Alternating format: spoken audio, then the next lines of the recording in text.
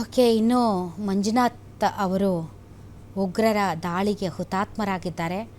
ಅವರ ಸ್ನೇಹಿತ ಗಣೇಶ್ ಭಟ್ ಅಂತ ನಮ್ಮೊಂದಿಗೆ ದೂರವಾಣಿ ಸಂಪರ್ಕಕ್ಕೆ ಬಂದಿದ್ದಾರೆ. ಸರ್ ನಮಸ್ತೆ. ನಮಸ್ತೆ. ತಾವು ಮಂಜುನಾಥ್ ಅವರ ಸ್ನೇಹಿತರಾ? ಹೌದು ಮೇಡಮ್. ಓಕೆ, ಸೊ ನಿಮ್ಗೆ ವಿಷಯ ಯಾವಾಗ ಗೊತ್ತಾಯಿತು ಸರ್?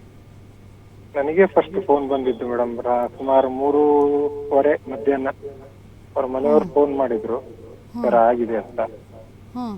ನಮ್ಗೆ ಒಂದ್ಸಲಿ ಶಾಕ್ ಆಯ್ತು, ಏನ್ ಮಾಡ್ಬೇಕು ಏನು ಗೊತ್ತಾಗ್ಲಿಲ್ಲ. ಆಮೇಲೆ ಅವ್ರು ಇಂಥ ಪಲ್ಗಾಮ್ ಹಾಸ್ಪಿಟಲ್ ಅಲ್ಲಿ ಇದೀವಿ, ನಮ್ ಕಣ್ಣೆದುರಿಗೆ ಶೂಟ್ ಮಾಡ್ಬಿಟ್ರು. ಅಲ್ಲಿಂದ ಈಗ ಮೇಲಿಂದ ನಮ್ಮನ್ನೆಲ್ಲ CRPF ಅವರು ಸೇಫ್ ಕರ್ಕೊಂಡ್ ಬಂದಿದ್ದಾರೆ. ಈಗ ಹಾಸ್ಪಿಟಲ್ ಅಲ್ಲಿ ಇದೀವಿ, ಏನ್ ಮಾಡ್ಬೇಕು ಗೊತ್ತಾಗ್ತಿಲ್ಲ, ಆದಷ್ಟು ನೀವು ಕಾಂಟ್ಯಾಕ್ಟ್ ಮಾಡಿ ನಮ್ಗೆ ಇದ್ ಮಾಡಿ ಅಂತಂದ್ರು. ನಾನು ಕೆಲವು ಕಡೆ ಎಲ್ಲ ಕಾಂಟ್ಯಾಕ್ಟ್ ಮಾಡಿ ಮಾಡಿದೆ.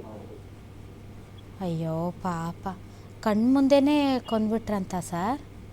ಹೌದು, ಅವ್ರ ಎದುರಿಗೇನೆ ಇವ್ರು ಶೂಟ್ ಮಾಡಿ ಇವ್ರನ್ನ ಇದ್ ಮಾಡಿದೀವಿ, ಹೋಗಿ ಮೋದಿಗೆ ಹೇಳಿ ಅಂತ ಹೇಳಿದ್ರಂತ ಅವ್ರು. ಆಮೇಲೆ ಇವ್ರು ನಮಗೂ ಶೂಟ್ ಮಾಡಿ ಅಂತ ಹೇಳಿದ್ದಕ್ಕೆ, ಇಲ್ಲ ನೀವು ಹೇಳ್ರಿ ಅಂತ ಹೇಳಿ ಅವ್ರನ್ನ ತಳ್ಳಿ ಹೋದ್ರಂತ. ಪಕ್ಕದಲ್ಲೇ ಇದ್ರಂತ ಅಥವಾ ಸ್ವಲ್ಪ ದೂರದಲ್ಲಿ? ಇಲ್ಲ, ಅವ್ರ ಹತ್ತಿರದಿಂದನೇ ಆಗಿರೋದು, ಕಣ್ಣು ಎದುರಿಗೇನೆ. ಹಿಂದೂಗಳನ್ನೇ ಟಾರ್ಗೆಟ್ ಇಟ್ಟು ಇದ್ ಮಾಡಿದ್ದಾರೆ, ಅವ್ರುಗಳನ್ನ ಇದ್ ಮಾಡಿ ಮುಂದೆ ಹೋಗಿದ್ದಾರೆ. ಅಪ್ಪ, ಹೆಣ್ಮಗಳಿಗೆ ಹೆಂಗಾಗಿರ್ಬೇಡ ಗಣೇಶ್ ಭಟ್ರೆ, ನನಗಂತೂ ನೆನೆಸ್ಕೊಂಡ್ರೇನೆ ಜೀವ ಜಲ್ಲ ಅಂತ ಇದೆ ಪಾಪ.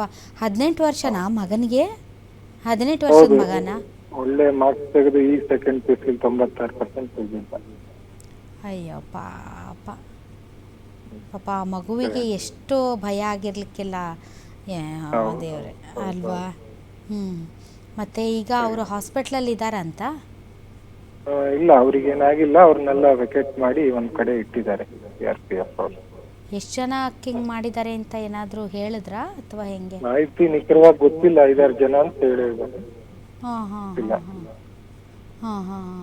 ಈಗ ಮುಂದೇನು ಸರ್, ಅವ್ರೇನು ಶ್ರೀನಗರಕ್ಕೆ ಬರ್ತಾರಂತ ಹೆಂಗೆ? ಅಲ್ಲಿಂದ ಬಂದು ಬರ್ಬೋದು. ನಿಮ್ದು ಬೆಳವಣಿಗೆ ಗೊತ್ತಿಲ್ಲ, ಈಗ ಅವ್ರದ್ದು ಸಂಪರ್ಕ ಈಗ ಸಿಗ್ತಾ ಇಲ್ಲ ನಿಮಗೆ. ಸೇಫ್ ಆಗಿದ್ದಾರೆ. ಈ ಕಡೆ ಅವ್ರಿಗೆ ತಂದೆ ತಾಯಿಗಳಿದಾರ ಮಂಜುನಾಥ್ ಅವ್ರಿಗೆ ಶಿವಮೊಗ್ಗದಲ್ಲಿ? ತಾಯಿ ಮಾತ್ರ ಇರೋದು. ತಾಯಿ ಮಾತ್ರ ಇರೋದು. ಓಕೆ ಓಕೆ ಓಕೆ, ಸರಿ, ಥ್ಯಾಂಕ್ ಯು ಗಣೇಶ್ ಭಟ್ರೆ, ತಾವು ಇಷ್ಟೊತ್ತು ಮಾತಾಡಿದ್ದಕ್ಕಾಗಿ. ಓಕೆ, ಗಣೇಶ್ ಭಟ್ರು ಮಾತಾಡ್ತಾ ಇದ್ರು.